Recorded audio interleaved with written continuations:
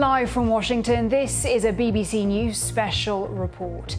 European and North American leaders have gathered in Washington to mark the 75th anniversary of the founding of NATO. At the summit, NATO members declared Ukraine on an irreversible path to joining the alliance and pledged new military assistance.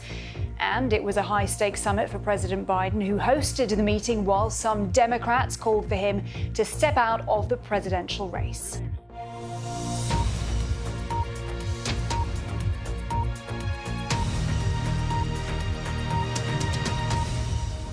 I'm Helena Humphrey. Good to have you with us. World leaders gathered in Washington, D.C. this week for the three-day NATO summit dedicated to the alliance's 75th anniversary. Now, the North Atlantic Treaty Organization was founded at the end of World War II by the United States, Canada, and several Western European nations as a collective security alliance against the Soviet Union.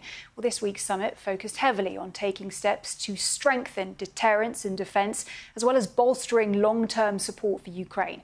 It kicked off with President Joe Biden announcing that the US, along with several NATO allies, would strengthen Ukraine's air defences by providing more Patriot missiles. My colleague Jonathan Beale spoke with General Charles Q. Brown Jr., chairman of the Joint Chiefs of Staff on support for Ukraine.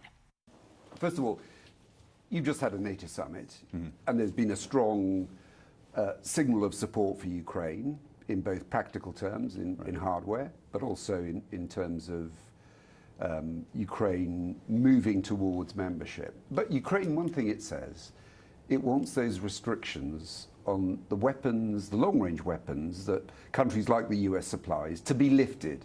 And I know this is a political decision. You're a military man. Do you understand the frustrations of President Zelensky having his arms, tied behind his back because he can't use those weapons as he'd like to use them?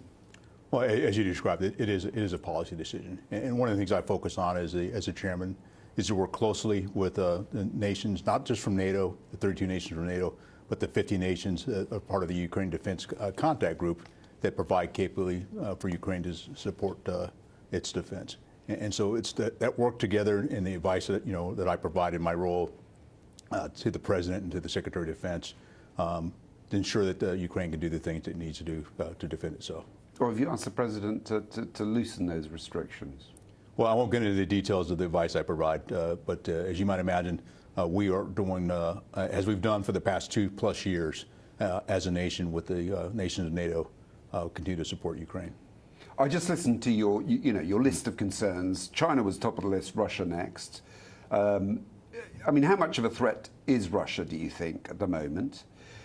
And also, is it just that military threat inside Ukraine, or is it sabotage as well that's being carried out inside Western countries to try to undermine support? Well, Russia's an acute threat.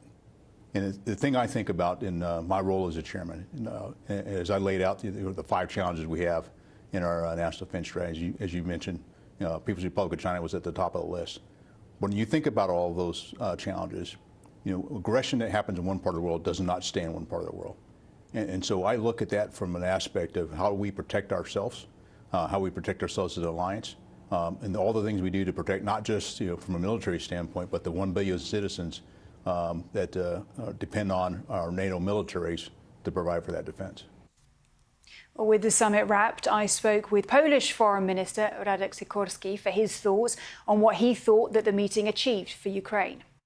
The NATO summit here in Washington, of course, is just wrapped up. We saw pledges for Kyiv in terms of weaponry, F-16s, more financial assistance as well. To your mind, is this enough for Ukraine, not just to defend itself, but to turn the tide and to win this war against Russia? Provided we stay the course. I think in a year or two, the Russian economy will be in serious difficulty. Of course, Putin is counting on a political change in this country. I think he'll be disappointed. Wars are never linear. Last year, Ukraine was on the move. This year, the Russians regained the initiative on the ground, but they are taking terrible losses. Ukraine won the Battle of the Black Sea. The key thing is to continue the flow of equipment. Ukraine has now passed the mobilization law. They are now meeting the numbers of recruits. Putin cannot achieve his war aims. and we need him to come to the conclusion that this was a criminal mistake from which he needs to withdraw.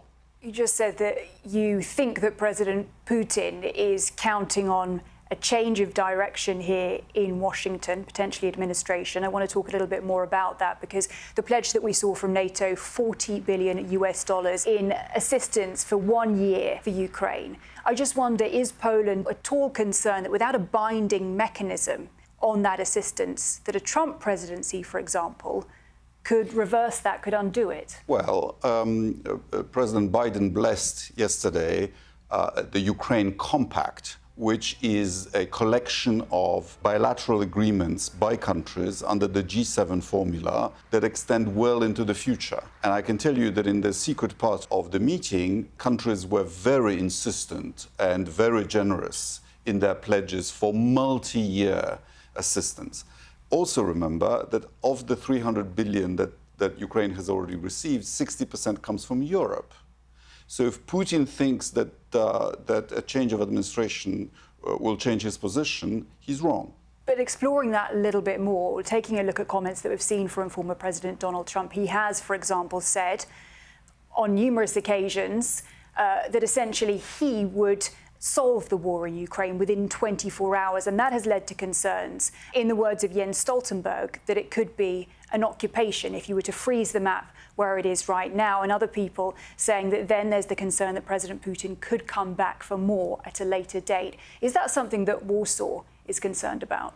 On this trip, and even before, we meet with representatives of the alternative administration.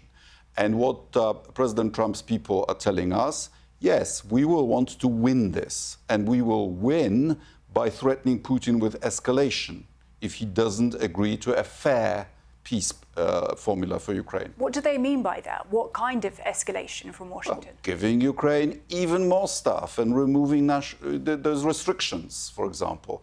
And I think this is something that Putin would have to take into account.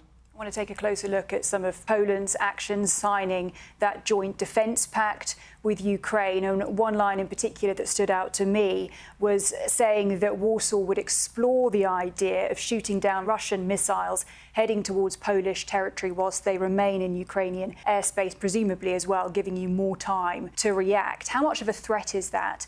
And are there any concerns about the possibility here for Russia to react to that and escalate things? We would also like the world to know that we are spending 4% of GDP on defense this year, going on to 5% next year. We have the world's 14th defense budget already, and we will defend our border whatever anybody else does. On the missiles, yes, we are discussing this. On the missiles, yes, we are discussing this with Ukraine and with allies, and let me explain to you why.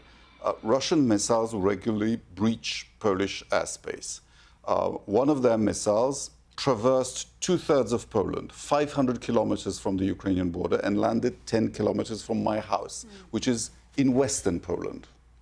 Once they are over Poland, when you shoot them down, the debris is liable to damage something or kill someone. We've lost 2 citizens already. And some of these missiles only breach our airspace briefly, so we don't have enough time to take them down. And what our Ukrainian partners have told us, we will take the risk. Please help yourself and shoot them down from inside your territory before they even reach Poland. In other words, when they become an imminent threat to Polish airspace.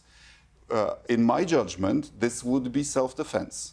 But we don't want to take unilateral action. We would like to do this together with allies. And I perfectly understand the threat and the risk that you were just mentioning there. But I suppose really when it comes to retaliation from Russia, is that something that you're exploring? I don't think Russia wants a war with NATO.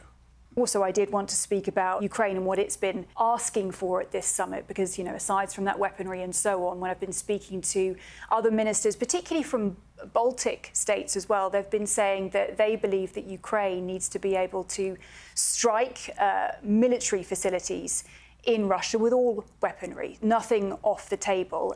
Not always a unified response that I've heard from allies, but they say without it, they feel that they're fighting this war with one hand tied behind their back. Is that something that Poland supports? Well, there's nothing in international law that precludes or bars the victim of aggression from responding onto the territory of the aggressor. The Russians hit a children's hospital in Kiev a couple of days ago. That missile was launched from a strategic bomber flying over Russian territory. Ukraine would be perfectly in its right to take it down before the missile is launched, and also to attack the home base of that bomber. That seems to me all to be in self-defense. So is Washington being too cautious then, saying that longer-range missiles shouldn't do that at this stage? Are they being a little bit too cautious there? These are American decisions. We're very grateful for what America is doing for the security of Europe, for Ukraine. We've had these discussions before. We discuss something, it seems a little on the brave side, and then 6 months later we do it. After the debate, you tweeted with reference to the Roman Empire, Marcus Aurelius, saying that he was a great emperor, but he should have managed, I think you said, it's important to manage one's ride into the sunset. You will have seen President Biden's press conference last night. The world was watching it. Do you still hold that view after that press conference compared to what you tweeted following the debate? I hold the view that Marcus Aurelius should not have passed the baton to his natural son Commodus. He should have adopted someone who was capable, because Commodus's reign, the guy from the Gladiator, was disastrous. After him we had a year of 4 emperors, and the decline started. Yes, I maintain fully my position on Marcus Aurelius. But it was surely with reference to President Biden. So do you think President Biden You might should... suspect that, but I couldn't possibly comment. We right. do not interfere in the internal affairs of our great ally. But you did it and tweet it after the debate. Once you start interfering in other people's internal affairs, you're on a very slippery slope, as Sir Humphrey says in Yes, Prime Minister. Well, with the prospect of Donald Trump potentially returning to the Oval Office and back on the world stage, some Western leaders are concerned about the impact that Mr. Trump could have on the future of the alliance. My colleague Carl Nassman sat down with John Bolton, who served as UN ambassador under George W. Bush and briefly as national security advisor to Donald Trump. Ambassador, I just want to start by asking you about this NATO summit that's just wrapped up here in D.C. Do you think the alliance did enough to put Ukraine on a path not just to defend itself, but to win this conflict against Russia? Well, I don't think so, unfortunately. I think there were good expressions of political support, and I think some progress in delivery of additional military assistance. But the fact is, neither the United States nor NATO have really approached this conflict effectively, strategically, for 2 years now. And I think that's one reason why we have military gridlock on the ground in Ukraine. Obviously, the 800-pound gorilla was the upcoming U.S. election for president and the uncertainty about who was going to win. And I think there's good reason to be concerned and worried about a Trump victory, because I don't think this is going to be in the long-term interest of the U.S. or Ukraine or NATO. Let's talk about it then. There was a lot of discussion about what some were calling Trump-proofing NATO and support for Ukraine. What do you think a Trump presidency would mean for NATO, and how would that affect the alliance if the U.S. were to back away a bit? Well, I think it could be more than backing away a bit. I think Trump's very serious about prospectively withdrawing from NATO. He may be distracted for 4 years. That may not happen, but he could weaken it in other ways. I think he likes the idea of doing something dramatic. He said to me in 2018 at the Brussels NATO summit, "You want to make some history today," and by that he meant withdrawing from the North Atlantic Treaty. I think in any event, as he's considering what to do on NATO, he's made it clear he thinks he can solve the Russia-Ukraine war. That sounds very dangerous to me, because... Do you believe him when he says that? No, he can't solve it in 24 hours, as he says. But I think his inclination is to support his buddy Vladimir Putin. So if I were Zelensky and the Ukrainian government, I'd be very worried about this. There was, of course, also this whirlwind of speculation about the current president, Joe Biden, and whether or not he is fit to run for office.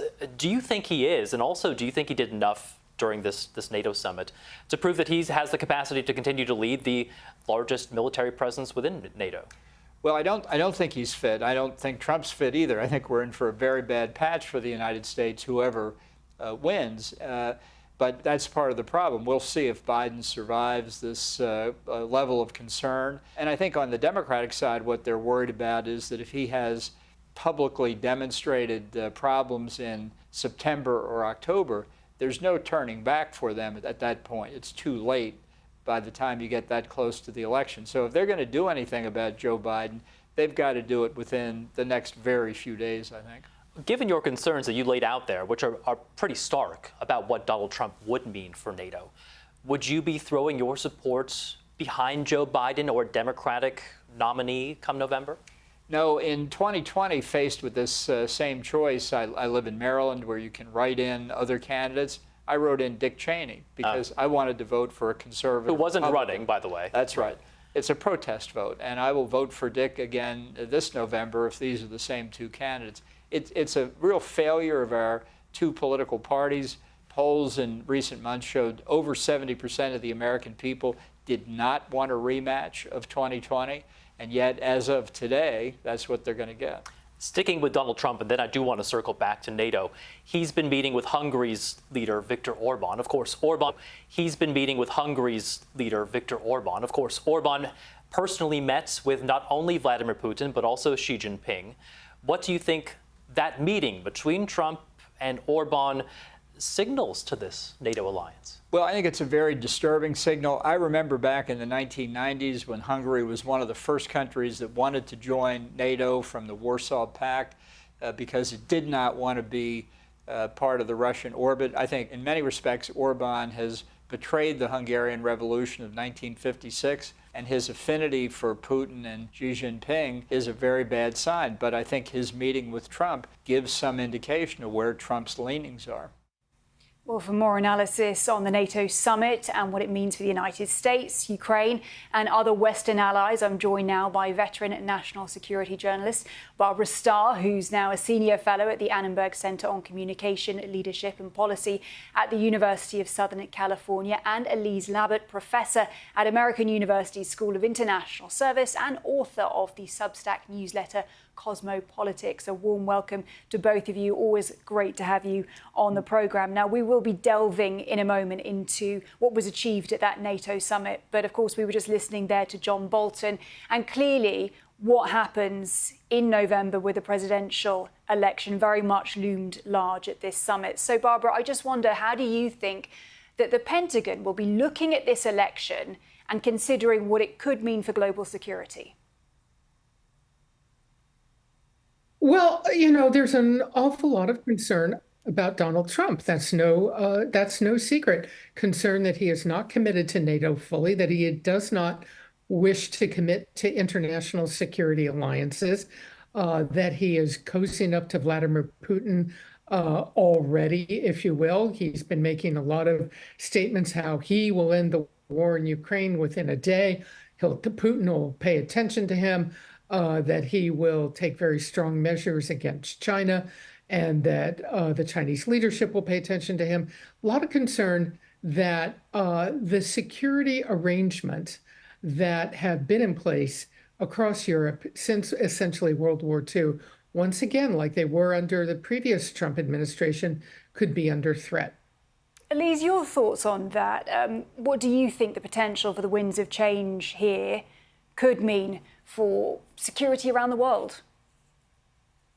Well, I think Barbara laid it out really well, but I would also add, and Barbara knows this as well, it's not just about, the kind of things that we see, but it's also about other foes and, intelligence sharing across allies across the world. There are some reports this week that if Trump was elected, he would share less intelligence with the Europeans, not necessarily more of an isolationist point of view, but just really kind of America is the only one and everybody just has to listen. And just this whole idea of not just alliances per se, but, coordination, cooperation with allies. I think it's not really clear that Donald Trump understands whether it's the importance of alliances, the importance of coordination and collaboration with allies, or as Barbara was mentioning, the actual use of U.S. force. I mean, all of the things we talk about, the liberal world order and all these things, but, the role of commander in chief, so important. And it's really unclear if Donald Trump really understands the magnitude and the severity of the decisions a commander-in-chief makes. And I do have to say, Elise, being at that summit there, those conversations about intelligence sharing did come up time and time again when I was speaking to delegates there. Something else that came up pretty often was about limitations, US limits on Ukraine, for example, being able to use its weaponry to strike further into Russia on military targets. Of course, something that Kyiv says that it wants to be able to do. Barbara, I wonder, how do you see this evolving? Because up until now, whether it's been tanks, fighter jets and so on, there's often been a no from Washington, and then at a certain point that has changed. Do you see that changing when it comes to strike capability from Ukraine's side deeper into Russia? I think a lot of military analysts would tell you it's got to change in order for Ukraine to make that significant leap forward, that regain a significant advantage in their war with Russia. It can't go on like this forever because Russia has the advantage of manpower and weaponry. They can keep sending troops in. They don't particularly care if their troops get killed, and they can produce more weapons, everything from ammunition to fighter jets, than the Ukrainians can get a hold of. So the Russians will maintain a significant tactical, if not strategic advantage against Ukraine. Ukraine needs to find a way forward. I think one of the things we saw at this NATO summit was NATO beginning to settle in for the long haul, more coordination with a new cell being stood up in Germany. We'll see how that goes. But importantly, missiles, once again, for the first time in decades, being placed in Germany to protect Europe, and very strong language about China's military assistance for Russia. These are all much more strategic, long-term issues, while Ukraine still is trying to get its footing back with this issue of not being able to strike deep inside Russia. Well, that's a very interesting point, because when I was looking through that declaration, one thing I did notice, and coming to you on this, Elise, is that there was no actual language in that declaration from NATO that Ukraine should win this war. And Barbara, you were just saying, you know, Western support, they're in for the long haul. So, Elise, what did you read into that? Well, it's something I've been saying, Helena, for a while. I mean, it's really unclear if the alliance wants to just keep Ukraine defending against Europe, not against Russia, not losing any more territory, or does it want it to decisively win? And this is something General Breedlove, the former commander of NATO, U.S. commander of NATO forces in Europe many years ago, has said recently, this is going to end the way the West wants it to end. And if the alliance really wants to end this war and have Ukraine decisively defeat Russia, as Barbara said, it's going to have to be able to go into Russia and use those missiles, use those weapons. You know, in your, something struck me in your interview with the Polish foreign minister. He said something about 2 years from now, the Russian economy will start to falter and feel it. And I was thinking, do they really want this war to go on for another 2 years? So if they don't want to just keep the Russians at bay and they want Ukraine to make decisive gains, they're going to have to let them use that weapons to go deep into Russia. Mm-hmm. At the same time, I think, you know, President Biden was saying the other day, you know, you really also don't want to provoke Russia to the extent where you know, the use of nuclear weapons. I don't particularly know that Russia would use nuclear weapons, but there are a lot of greater military minds that think he might. You know, do you want to provoke Russia to the extent where you really can't walk back from the brink? We've got about 30 seconds left. But one thing I did notice at the NATO summit, women vastly underrepresented in security and defence. You are two experts in that field. Barbara, what does that mean, that underrepresentation?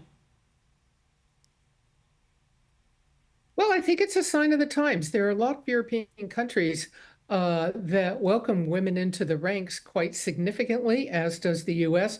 But look, we're talking about a situation here where it takes years, if not decades, to grow the ranks, to grow the senior enlisted and the senior officers into these positions. I think one of the most interesting things going on in the U.S. military right now is we are getting rapidly past the Afghanistan, Iraq generation, if you will, the 9/11 generation. So many of the young troops joining today, thankfully, hopefully will never step foot in a combat zone like that. And so this is going to be a new world for the U.S. military and European militaries to coordinate. I guess I would point out in Ukraine, women are very much fighting on the front lines in defense of their nation. Absolutely. And for the first time at NATO, they did get body armour at this summit. Always really appreciate both of your perspectives. Elise Labit and Barbara Starr, thank you so much for being with us here on BBC News. We are watching BBC News. I'll have more global news for you at the top of the hour. In the meantime, of course, you can always get the latest on our website, bbcnews.com. I'm Helena Humphrey. Thanks for your company. I'll see you soon.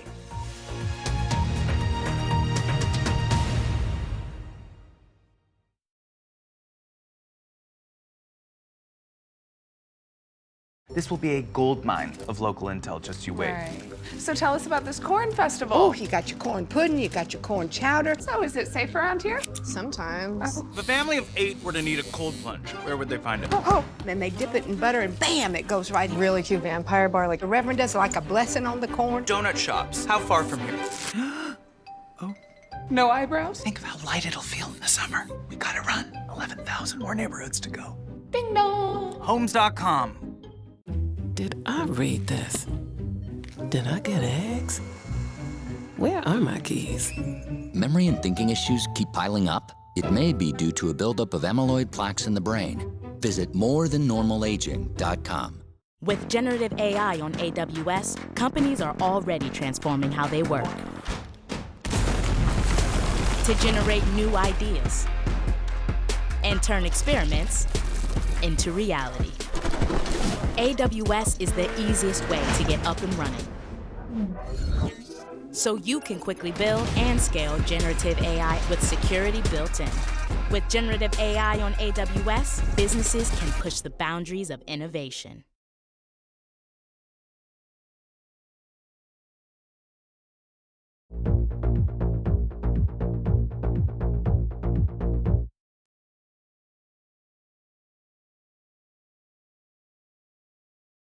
Did you get a new TV? Yeah, it's really quiet.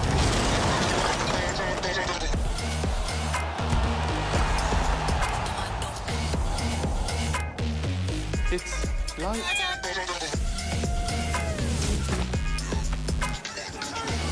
It's really...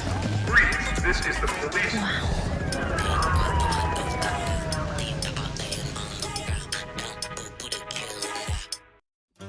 Now's the time to have the time of your life.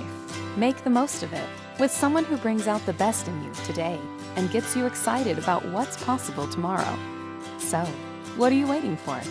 Go to silversingles.com now and connect with someone who shares your interests and expectations for love, romance, or simply spending time together. It's easy, safe, and fun. Silver Singles, where dating after 50 shines.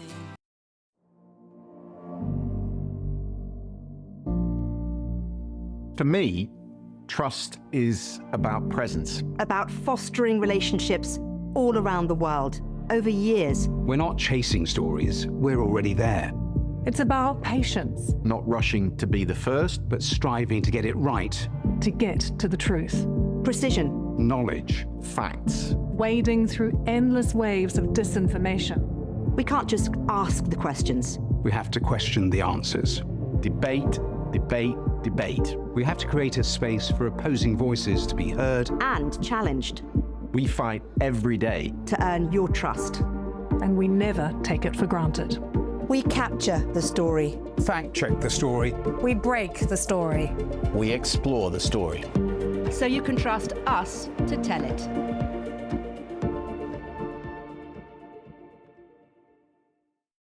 Get courtside at the tennis with the BBC Sport website and app, with extensive coverage of the 4 Grand Slams and Davis Cup, including live text updates, behind-the-scenes features, plus news and interviews with the world's best players. Go online or download the app now.